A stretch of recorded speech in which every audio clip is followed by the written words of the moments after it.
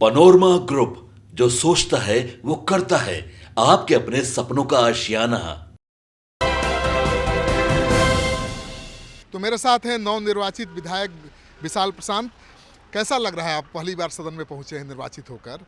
वैसे तो आपकी परिवार की भूमिका वही रही है, लेकिन पहली बार आप पहुंचे। ये मेरे जीवन काल का सबसे अच्छा टाइम, 4 दिन मैं जो बोलूँ, मुझे जो अनुभव प्राप्त हुआ इतने सारे अनुभवी लोगों से। इन लोगों को पता है कि जनता की समस्याएं क्या है, सबको पता है कि समस्याएं क्या है, और हर एक क्षण लोग समस्याओं के समाधान करने में लगे रहते हैं। तो मुझे ये जानकर खुशी हुई कि हमारे इतने जितने भी नेतागण हैं काफ़ी अनुभवी हैं और उनके अनुभव से हमें सीखना चाहिए। तो सदन में तो हंगामा ही होता रहता है, जनता की समस्या पर चर्चा कहाँ होती है? ये सदन में जो हंगामा है वो विपक्ष का कार्य है, और जो कार्य करने की जो भी आदत है और जो भी माननीय श्री नीतीश कुमार जी की जो भी सिस्टम है वो कार्य करती रहती है। आप देखेंगे कि उनका हंगामा अपनी जगह है और हमारा कार्य।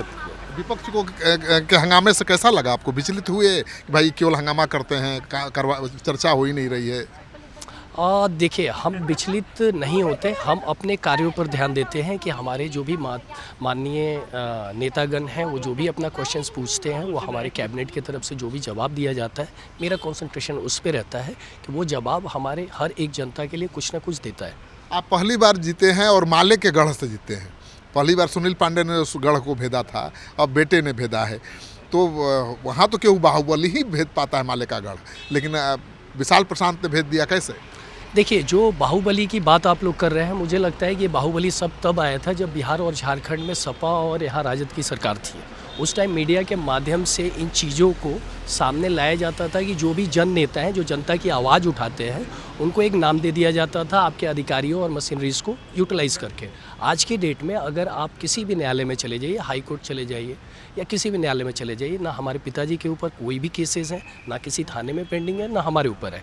तो ये अगर हम अच्छे एक जन नेता हैं तो विपक्ष का काम है हंगामा करना और बदनाम करना। कोई बाहुबली कहता है आपके पिता को, तो कैसा लगता है? देखिए, मैंने तो एक मूवी देखा था प्रभास कुमार का, जो कि मुझे लगता है कि पूरे इंडिया में काफ़ी उसने बिजनेस किया था, जिसमें ऐसा होता है कि एक प्रभास जी चले जाते हैं जनता के बीच में और जनता की सारी समस्याओं को अपनी समस्या समझ के उनके साथ रहने लगते हैं और पूरा करते हैं और उनके दिलों पे राज करने लगते हैं।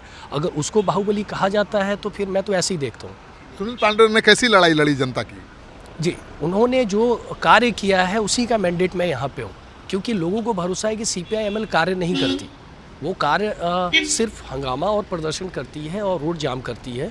उनको कार्य कराना नहीं है, उनको हंगामा करना है और मीडिया और बाकी प्रचार माध्यम से उनको अपना कद बड़ा करना है। जैसा कि आपने देखा कि जो तराड़ी MLA पहले थे वो सांसद बन गए, लेकिन कार्य आप जाके देखेंगे तो कुछ भी नहीं हुआ और वो सिर्फ हंगामा करते रह गए।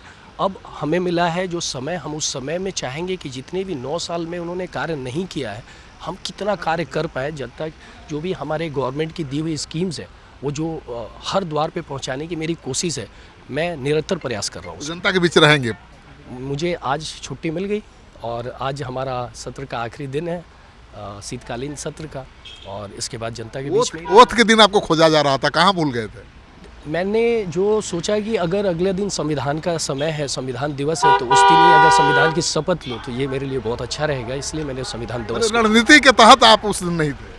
जी बिल्कुल, कुछ भी होती है तो रणनीति के तहत ही होती है। तो विशाल प्रशांत भले पहली बार निर्वाचित हुए हैं, विधायक बने हैं, लेकिन हर काम रणनीति के तहत करते हैं। पहले दिन शपथ लेने नहीं आए क्योंकि संविधान दिवस के दिन इनको शपथ लेना था। तो जो सवाल उठ रहे थे कि क्यों शपथ लेने नहीं पहुंचे तरारी के विधायक, उन्होंने साफ कर दिया है कि मैं संविधान दिवस के मौके पर ही विधायकी का शपथ लेना चाहता था और उसी दिन शपथ लेकर इन्होंने एक इतिहास रचा है और उस दिन को यादगार बना दिया।